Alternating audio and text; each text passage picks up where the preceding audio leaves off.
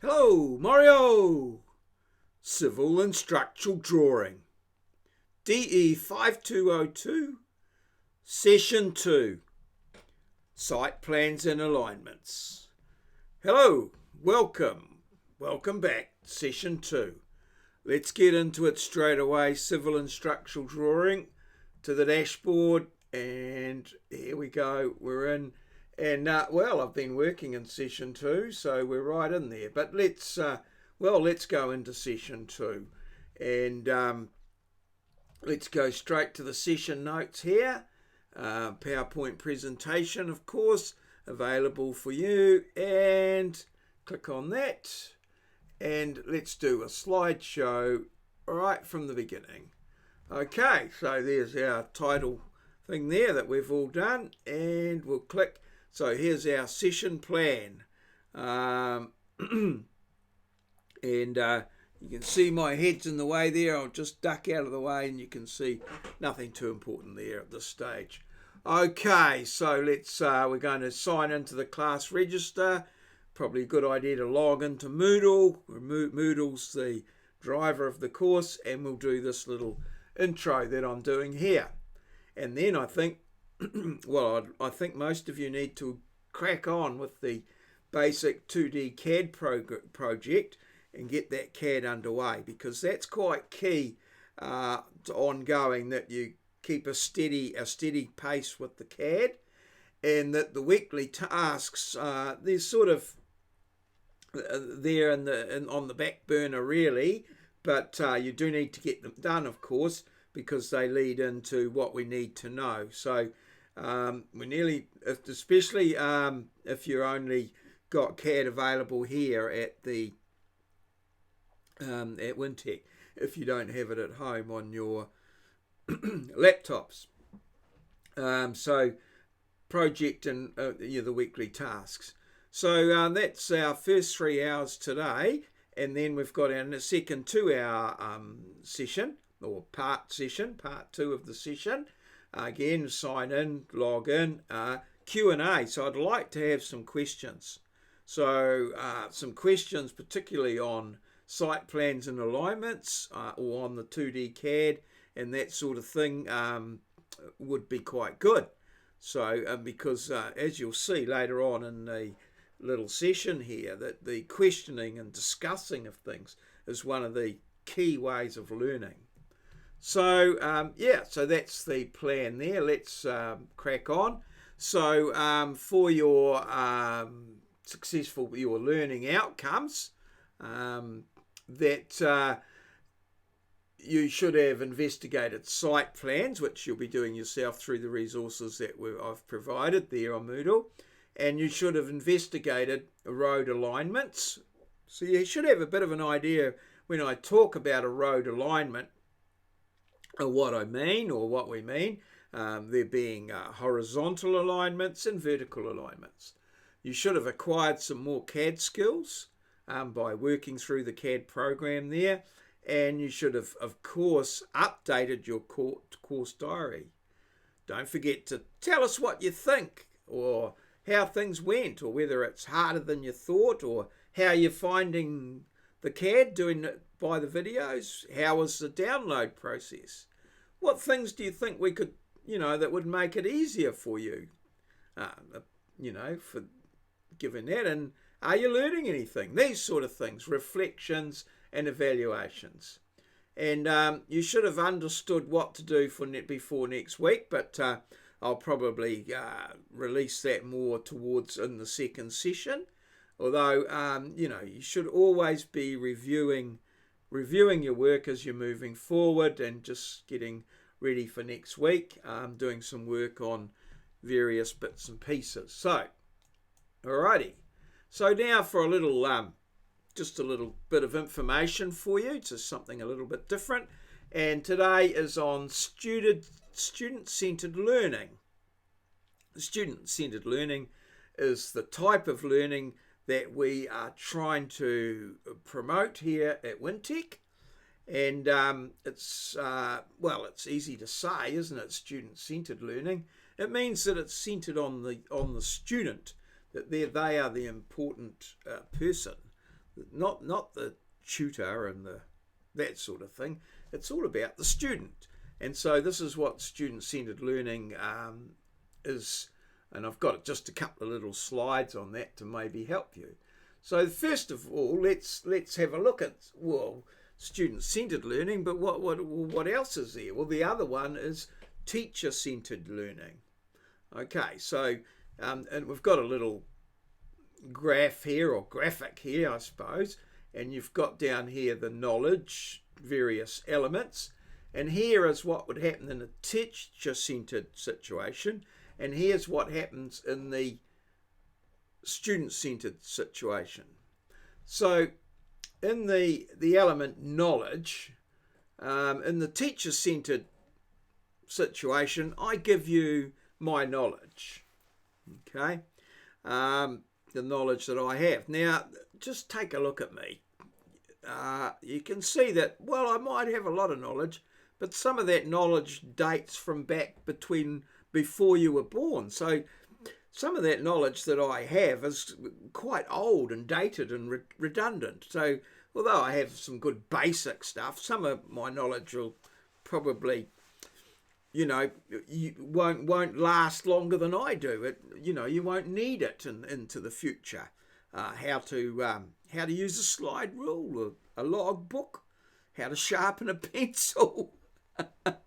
You probably won't need to know that sort of thing, or what's the best type of pencil for drawing a line on cartridge paper. I mean, all of this sort of stuff, it's old knowledge. So in the student-centered thing, the knowledge is constructed by the students. So we put the information in front of you, but the knowledge is in there, and you've got to pick it up and sort it out and make it relevant to what you want to do. Student participation is the next element. Now, in the teacher-centered one, it's passive. So you just sit there. You don't have to do anything. The teacher tells you all the knowledge, and you just sit there. But in the student-centered one, it's active. You've got to actively seek out the knowledge, or engage with the knowledge, or ask the teacher about the knowledge. We give you the resources and the bits and pieces, and as much as we can, but you've got to actively seek it out, find out what knowledge you need to know. So this is why we give you the learning outcomes, what you're supposed to do, the objectives and all that sort of thing, so that you've got an idea of what knowledge you need to know. And then you actively go out and get it. Now, the role of the lecturer, that's the thing, is in the teacher-centered one is the leader and the authority. You do this, you'll do that, you'll do this, you'll do that.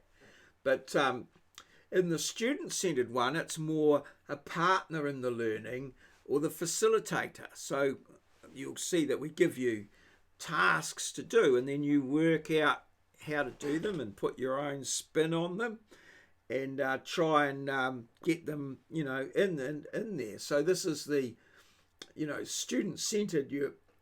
The lecturer is more the facilitator, or the partner in learning.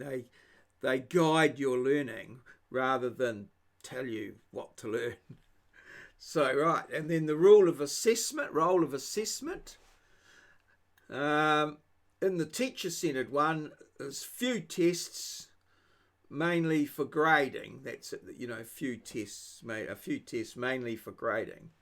In the student-centered one, there's many tests, but they're for ongoing feedback. So we see that feedback is very important. So that's why I have the little worksheets that you work through those, and then you send them in, and I try to give you feedback. But what you'll find is that with your active learning and asking the questions, and by me giving you the answers, and hopefully when you encounter some challenges and things like that, will actually will take the time to make sure that you're getting the feedback and seeking it out. That's why questions are so very, very important. The emphasis is on in the teacher-centered one is learning correct answers. And in the student-centered one, it's developing deeper understanding. So, quite often in this, and you'll see that I'll give you worksheets and things to do. It's the working through them, the process that's more important than the answers. And sometimes it's the fact that you've done it that's best there, and then you can compare the answers and look at them. So it's like trying to develop a deeper understanding, whereas just going through and getting the answers, quite often not much understanding comes from that, or unless you go through and get a lot of answers and repeat and repeat and repeat. So we're trying to develop this deeper understanding of what's going on. The assessment method is one-dimensional testing, but in the student-centered, multi-dimensional testing. So there's projects, there's video, there's presentations, there's a lot of different ways of testing you. Okay.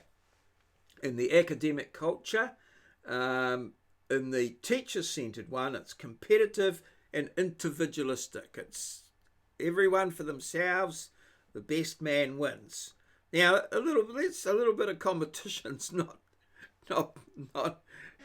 to be frowned on. It's still good, but that's it specifically. Whereas in the student-centered one, it's more collaborative and supportive, both within the students helping one another and showing one another, and the teacher as well. It's more about collaborating and supporting rather than being the judge as to who's right and who's wrong.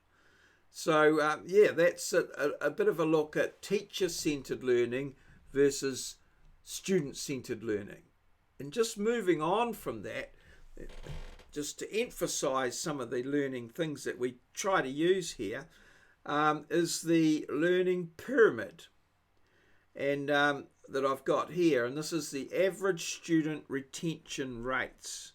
So this is how much we return. So right at the top of there is the lecture, sort of what I'm doing now, really. But we've got to get the information out there somewhere. So hopefully that's the bit that you remember. The lecture's right at the top of the pyramid. And in terms of retention, it's the worst possible means of conveying information. Next down from that is reading. Okay, so, and then down from that is the audio visual, which is your videos and things. But demonstration, you retain 30%. Discussion, and these are the big three down the bottom. The big three down the bottom, where they're the best retention. Discussion, talking about it. This is why you want the question. We want the questions. We want you to ask the questions in class of one another to help and collaborate and support, because this is where discussion comes. It's very difficult to collaborate and support and help somebody, if you don't talk, if you don't communicate. So very important. And then practice doing it. So one of the things that we try to do in class, and I try to limit the amount of time that I talk and lecture, because that's the least effective means of instruction. That's the least of me thing. So we try and keep that down, as to give you stuff to do. So as even today, when you're in here with the Moodle, you can be doing your CAD tasks. You could be doing that while you're listening to me, obviously. You could be doing CAD tasks while you're listening to this video that I'm doing now. So try. To me, if you're learning when you've got stuff in your hands and you're doing things, and this is why, and some of you have done my surveying course, it's the practical that we try and get you doing, because that's where you're doing things and you're learning things in there and relating it back. And finally, the 90%, the best way to learn stuff is to teach other people. So if you teach other people stuff, you learn it yourself. So I sort of owe all of you guys a bit of a debt of gratitude in some ways, because I do the most learning of anyone trying to teach you my students. I actually learn a hell of a lot. And quite often, even now, I'm teaching the same course after 4 years. I'm still learning stuff from you by teaching others. My knowledge becomes greater. So that that's so true. I find that every day I learn something new from students, and there's some students here and that have shown me things that I didn't know before, and that's great. So proving there. So there you go. That's the learning pyramid. So we try and work to that as much as we can.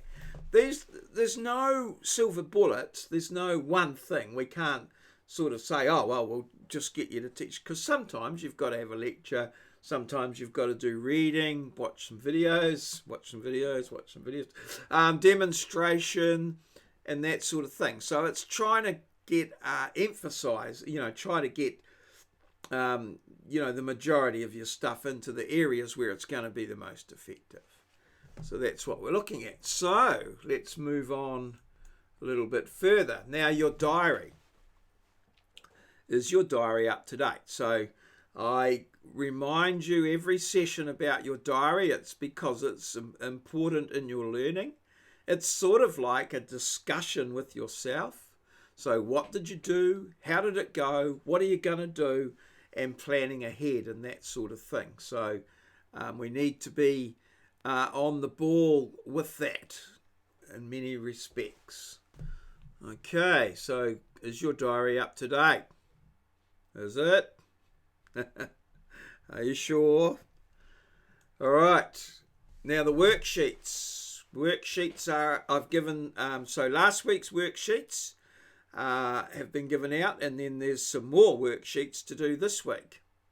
And also there's the infrastructure guru that we're working on as well. So, you've got to keep up to date with the worksheets or manage them in quite a way. And I am working on a management tool, which I call a burn down chart. I've thought about it, and I'm trying to work on that so that we can sort of get a bit of an idea or get some feedback, so to speak, as to where we are and what we're up to. But you should have you should have finished last week's worksheets, if at all possible, and have them scanned and into me, or at least be planning to get them done. If you've got some problems with them or questions, you should be asking those possibly at the end or at an appropriate point in this sort of session when I do it live. And are your worksheets up to date? So keeping them up to date's quite important. And I think I have put the infrastructure guru sheets up here. So if you I've recorded them here, and so if your name's not on the guru sheet, then it should be, and they're the bits of infrastructure that you're going to be responsible for. So just make sure of that, and that everyone's that you've got your name there. If you haven't, you need to come and see me and get your name on the list. Make sure that you're you've got a piece of infrastructure to champion, so that you can be the infrastructure guru for that piece of kit or piece of gear. Okay, so let's not forget about that. And there's 5 aspects to that, so you need to be getting your stuff together, asking questions. As I said, this is a new thing that we're doing, so keep the questions moving along. Okay, and the basic 2D CAD, once again. Now on the 2D CAD front, what I've done is I've made a skill sheet, which I'll hand out with the session documents this session, and it lists all the skills. So if you could have one of those with you with your name on it, And if you can get me as you get the skills sorted, and you should be maybe looking at getting 4 or 5 skills sorted per week. As you get those skills sorted, get me to sign them off, and so that then you've got a record, and then you can put that in with your assignment, and you've got 7.5%, I think it is, or of something already done. You've actually got over the 50% mark. You just need to get all your plans sorted and in, and you'll be good. So basic 2D CAD, and again, track it. You can't. Make sure you're on track, because if you start to fall behind, well, you need to make the time up somehow, or get on time. The only way to do that is to make the time up and get into gear. So you might have to spend a couple of your unscheduled hours in here just catching up with your CAD or something like that, or doing some at home on your laptop if you've got CAD there. All right, so what's new in Moodle? So that brings us to the end of the notes. So I'll just go and have a look at Moodle now and see how we go. We'll just drop that. I think we can do that, and we can do that there. And here's Moodle. So here's session 2. But before I do that, I'd just like to go back to assessment here, because what I've done here, in assessment, I've put in the basic 2D CAD skill sheet here, and here it is, right here, and it's got all the skills listed on it, and there should be a hard copy. Now, you must put your name on it up here, so I just don't want to sign a blank one and then get the same one handed in by everyone. Yeah, you wouldn't do that, I know. So the idea is that when you think you've got zooming and panning nailed, call me over or have a bit of a chat, and I'll put a date and sign it off. So as you can see, you could maybe get 4 or 5 of those done this week, and then another gradually through the week, or at various times when you can catch my attention in here, and get that all signed off, and they're all of the skills that you need. So I'm going to be giving out a copy of that sheet this week in class. So that should be pretty good there. And that's the only change in the assessment area, course diary, and that's all we're working on there. So next assignment due, I don't know that's, you can't see that, I've got that hidden. I'll just, I think I'll just delete that for now. All right, out of Google, just confusing. And 2016 teams, I'll delete that as well.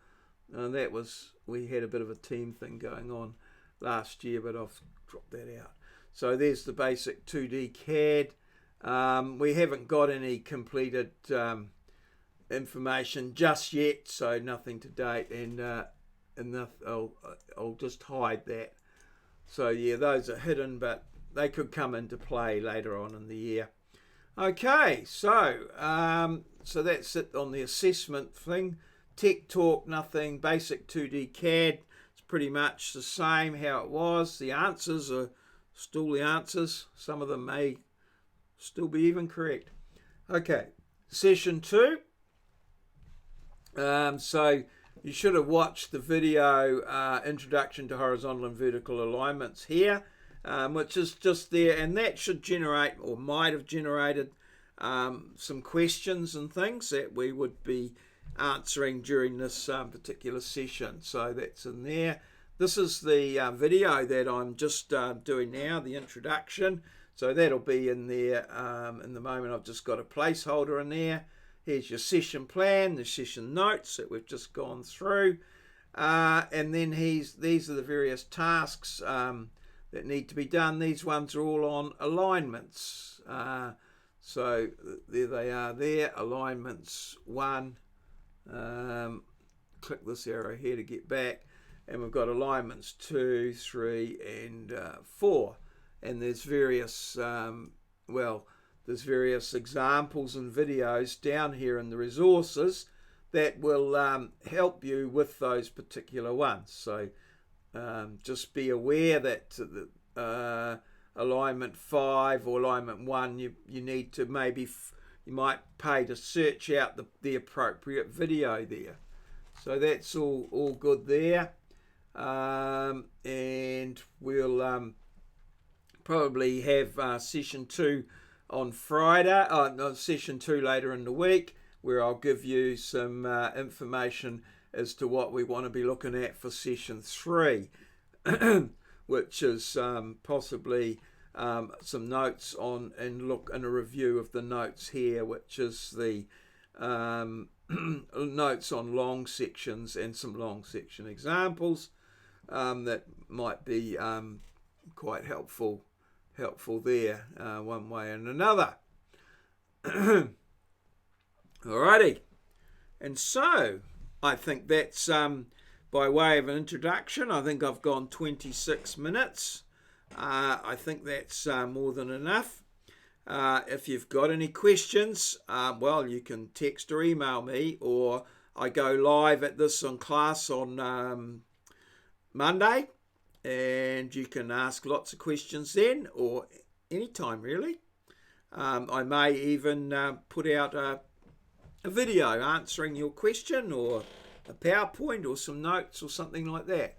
Oh, before we do go, there is one thing that we should note, I suppose, and that is we should flick over to the basic 2D CAD there, to the CAD course, because there has been some changes there. The skills record sheet is there for you.